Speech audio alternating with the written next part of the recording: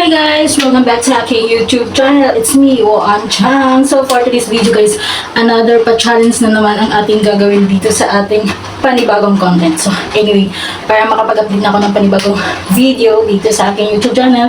So ano pang inaantay natin? Let's go!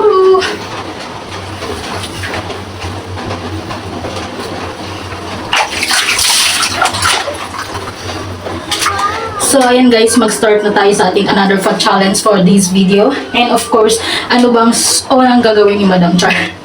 So, syempre magtampisaw na tayo dahil yun yung pinakaantay niya dito sa aking pa-challenge. Every pa-challenge na gusto niyo gawin for me. But anyway guys, dun sa pa-challenge for me na mag-white sand ako. So, hindi ko siya nagawa kasi nakalimutan ko. At ngayon ko lang siya naalala. So, for the next content ko na siya gagawin guys. So, let's see what happened. So, ito na, start na tayo ng ating challenge for a day. So, hindi na natin patagalin guys.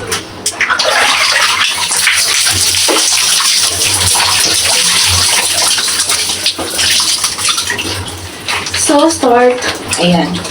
Shampoo muna tayo for a day kasi nga click na natin ilagay yung ating pag-botox for the hair. And of course, ayan ang ating pa-shampoo for a day. Char.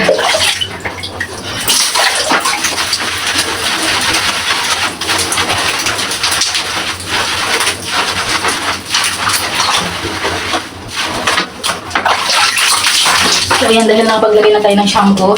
So, babad lang natin for a while. And of course, magsabon na tayo. Char. So, anyway, ito pa rin yung ating sabon, guys. Na dyan yung link ng aking affiliate for this sabon. So, ayan sa description. So, click nyo na lang yung ating, dyan, link for this sabon. Char. So, ayan, guys. Sabon-sabon lang tayo for our, sa ating braso, syempre yung face natin, lagyan din natin. So dahil sobrang anghang niya, kailangan na natin banlawan.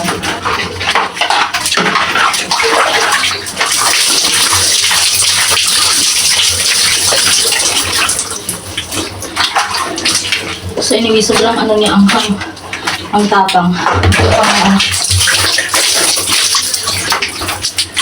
So ito yung gamitin nating scrub para sa face natin. Ganyan lang, scrub lang natin siya ng konti.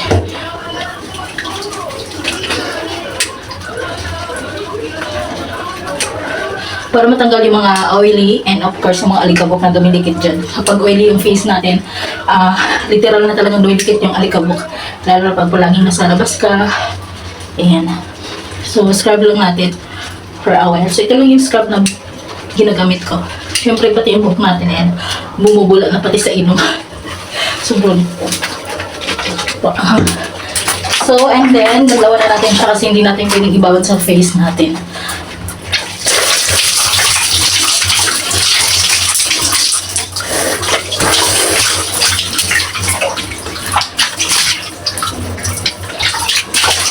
So, next is, magsasabon tayo sa ating binti and of course, sa whole body natin is maglalagay na tayo ng sabon. So, of course, meron dito akong extra na sabon. Ito ay Safeguard. And ito yung ating Skin Reborn na sabon. So, dito yung ginagawit ko sa face ko. And of course, sa aking leki-leki. Para sa katawan, pwede din siyang gamitin. So, ganito lang guys. Kuskus lang tayo konti. Sa ating binti. Konting kuskus lang. Ayan. Pagulain lang natin ng konti. Hindi na konti yan kasi sobrang bula na.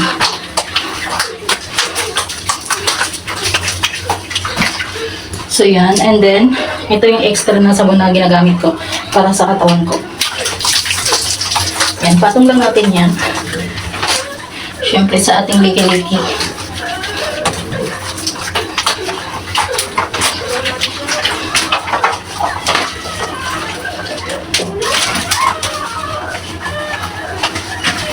So, ngayon is magbabanlaw na tayo dahil binabad natin yung hair natin sa shampoo. So, kailangan na natin siyang banlawan, guys.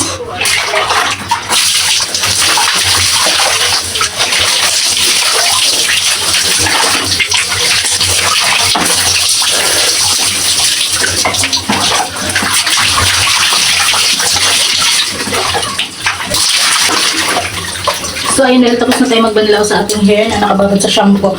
Of course, lagyan na natin ng Botox. Char. So, ito yung nilalagay ko pala. Ayan.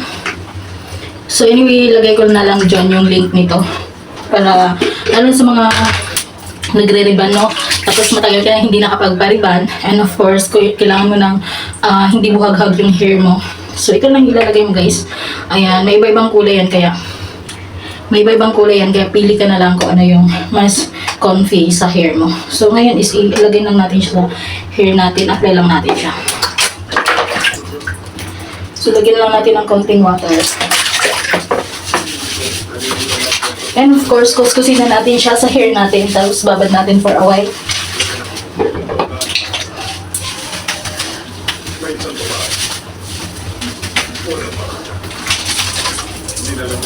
So, anyway guys, lagay ko na lang yung link sa description. So, if ever na gusto nyo bumili, ayan, pakita ko mamaya sa inyo kung ano yung result niya. So, kapag gumamit ka naman ito, so, huwag ka palaging nagagamit ng shampoo. So, every week, pwede kang gumamit 3 times ng shampoo. Mag-apply ka ng shampoo before ka maglagay niyan. So, ngayon, ibababad mo natin for a while. So, meron naman nakalagay dyan kung ilang minutes natin siya ibababad. Pero hindi ko siya ibababad ng matagal. So, after natin mag-apply niya is maglalagay tayo ng conditioner. So, for a while, babad muna natin siya. So, anyway guys, bago natin siya babanlawan, dahil binababad muna natin siya, syempre magbabad muna si madam sa ating bulaklakin, charot. So, ngayon, ito na nga po yung pinakaantay nyo na magsabon, charot. Ito na siya. So, naubos na yung isang pinopromote ko na sabon. So, ito muna yung gagamitin ko. Actually, mabango siya, calming and refreshing. So, nakalagay dito. So, ayan. Let's start to do it right now. So, kung di lang ilalagay natin, no? Tipid-tipid for a while. Char. Pasensya na kasi kailangan natin i-cover up ng konti. Char. But anyway, alam ko naman na ito yung inaantay nyo. Pero hanggang dyan na lang talaga. So, ayan guys, is tapos na tayo maglagay ng magsabon sa ating bulaklak. For the next is banlawan na natin yung nilagay natin sa hair natin, yung binabad natin. So, ayan. Let's do it.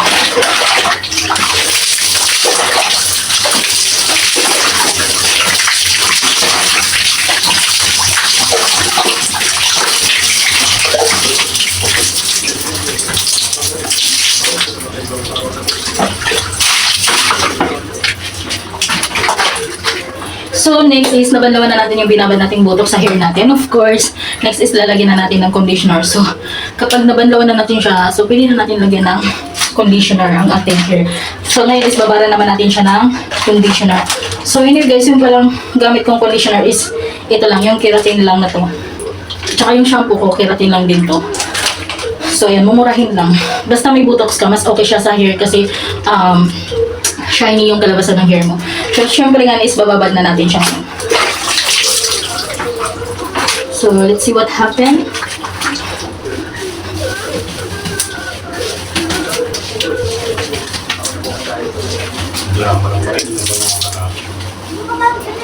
So, anyway guys, ayun na nga is ibababad na natin siya.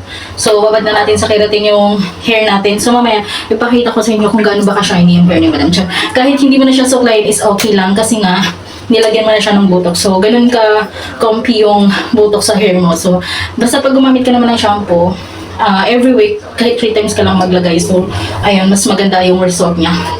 So, kasi nakakasira kapag palagi kang naglalagay ng shampoo. So, anyway guys, while ibababad natin siya is magsasabon ulit tayo ng ating skin reborn na sabon. So, anyway guys, dahil nga po ay tinitipid ko yung sabon ko, ayan, hinahati-hati ko na lang siya. Ayan, kapag gusto mo makapagtipid. So, yan na nga guys, is magsasabon na tayo ulit gamit yung skin reborn natin. So, kapag gusto nyo magtipid is, hati-hatiin nyo lang ng ganito. I-cube mo lang or pwede mas maliit pa kasi mas mabula naman tong sabon na to. So, let's start again. Ayan, sabon lang tayo ulit. So, kanina kung nagsabon ako is gumamit ako ng isang extra na sabon ko. So, ngayon ito naman yung full na ilalagay natin sa katawan. At sa binti natin, of course. So, yan lang, pabulain lang natin ulit. And of course, ating like a leaky. Yan. At syempre sa ating balagandog anyway.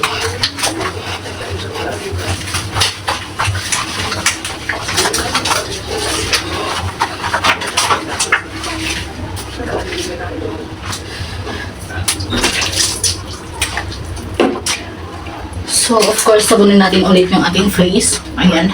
So, ngayon guys, babanlawan na natin kasama na yung hair na binabad natin sa conditioner para makita nyo kung ano yung result na nilagay ko sa aking hair.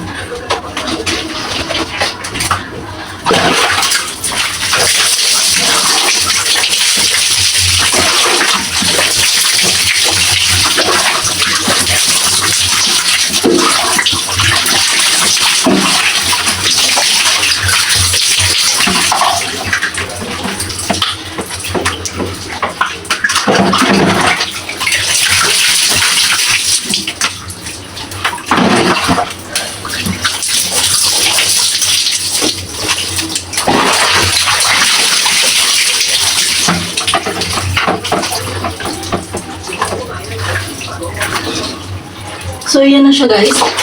So, ito na yung result niya. Ayan. Kahit hindi mo na siya suklayin, okay lang kasi hindi na siya ganun kagulo yung hair mo. Kahit kamay-kamay lang is soft na yung hair mo. So, anyway, ilalagay ko na yung link sa aking description dito sa aking video na to. Ayan. Ayan, diba? So, ganyan. Ganyan kakumpi yung botox na nilagay natin sa hair.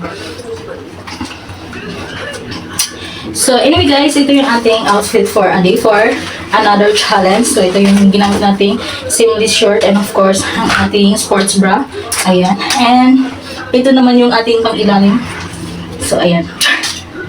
So, anyway guys, kung bago ka pa rin sa aking channel, huwag mo kalimutang i-like, share, subscribe, and click the notification bell para palagi kayong updated sa aking mga video.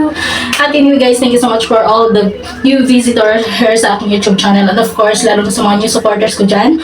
And of course, sa mga new subscribers ko. Thank you so much guys sa panonood ng aking mga video. At patuloy pa rin tayo magpapa-challenge. Ayan, kapag comfy naman ni Madam, kung kaya naman, caring naman ni Madam na gawin yung pa-challenge niyo, why not? So, that's all for today's video guys. And I wanna say bye-bye to all of you guys. Thank you for watching. Diba?